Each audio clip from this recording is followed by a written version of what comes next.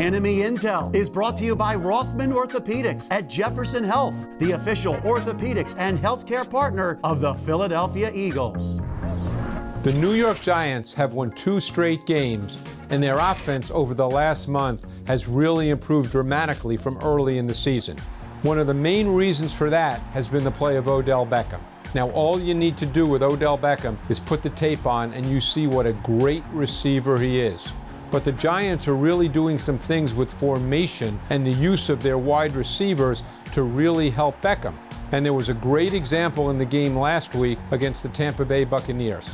One of the things that they're really doing, tight splits, minus splits, nasty splits, where Beckham is aligned close to the formation as he is here. It's very difficult to play man-to-man effectively when a wide receiver with the explosiveness of Beckham is aligned so close to the formation.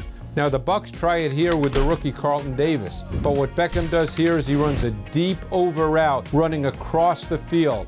And with his explosiveness off the ball and his burst and acceleration, he just runs by Davis, and the deep safety cannot get there in time.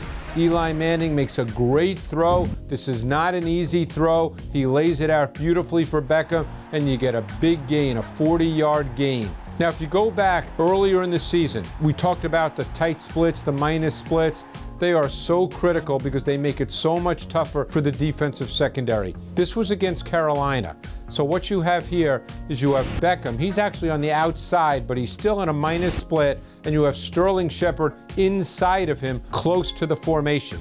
Now, what the Giants are going to do here against this single high safety coverage is they're going to run a combination route with Beckham and Shepard. Shepard's going to run the over route. What he's trying to do is threaten and occupy the single high safety, Michael Adams, because Beckham is going to run the post, but he's going to widen initially, because what you're trying to do is create as much distance as possible between Beckham and the single high safety Adams. That's the reason for the route by Shepard, and it's the reason why Beckham widens. And this works exactly as designed. So what you get is Beckham to the post, and you get Eli laying it out, and you get Michael Adams, the deep post player, not getting there in time, and that's his responsibility. Now, obviously, we know about Saquon Barkley. He's coming off his best game as a pro running the football. But the explosive plays in the pass game, those are provided by Odell Beckham. Now remember, the first time the Giants and Eagles played, Beckham had one of his worst games as an NFL player, and the Eagles had a lot to do with it. But things have changed for the Giants passing game since then.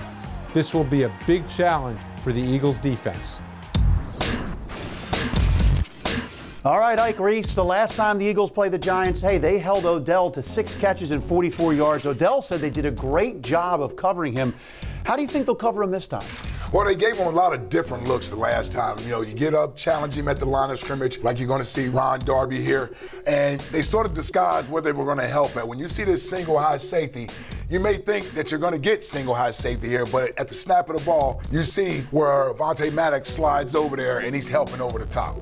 So nice job here of Ron Darby getting the jam at the line of scrimmage. Good job of getting pressure on Eli Manning. But again, Maddox being over the top, forcing Eli to fit the ball into a tight window, really made it difficult for Odell Beckham the last time they played him. And it wasn't just in those scenarios. They pretty much kept somebody over the top of Odell all game long, much like they did last week. When you're shorthanded, right? Going up against the Saints last week, you're shorthanded, you lose guys in the middle of the game. Now you're going to have to do some different things to sort of take away the best receiving option here in Michael Thomas. So you'll see at the snap of the ball, we're going to also get the double team going on Michael Thomas. But I think what you see from the other guys is they're up on the line of scrimmage, challenging these wide receivers, trying to throw off the timing, giving the defensive line an opportunity to get to the quarterback. So you watch this play here, and they do a great job playing inside leverage on him. Corey Graham and Avonte Maddox really got him bracketed right there, forces Drew Brees to come off of him. And because of the guys got a jam at the line of scrimmage, you got tight coverage there. Drew Brees has to hold the ball, and then eventually he has to throw it short underneath. Nice job there by Malcolm Jenkins coming up to make that tackle. So when you're going up against this receiving core that the Giants have, I think you got to challenge them at the line of scrimmage, and then they're going to designate help over the top more than likely wherever number 13 is at. But I think it's important that the other guys do their job and allow that defensive front to be able to get to Eli Manning. Yeah, now some of the Eagles players said they've never seen anything like it, the injuries in the secondary. By the end of the Saints game, they were down their top 5 cornerbacks. Have you ever been in a situation where one position is just ravaged by injuries like this? Well, I mean, I can think back to 2003 where we lost Troy Vincent, we lost Bobby Taylor, we lost Brian Dawkins in a span of about 2 or 3 weeks. And before you know it, I looked up, there was an undrafted guy named Quentin Michael playing. There was a guy named Clinton Hart playing safety who had played baseball in college. And so sometimes you're going to get ravaged with injuries like that, but it's always the next man up. And that's just the way this league is. Injuries are going to happen, and young guys have to be ready and available when an opportunity comes for them to play. And Malcolm Jenkins, you see him pre-snap, it's almost like he's a coach on the field as well as trying to play and play multiple positions. And that's a great point you bring up, and that's an added job that Malcolm has when he has so much inexperience back there with him. But he's more than equipped to be able to handle it. When you're going up against these offenses, it's just difficult to shut them down.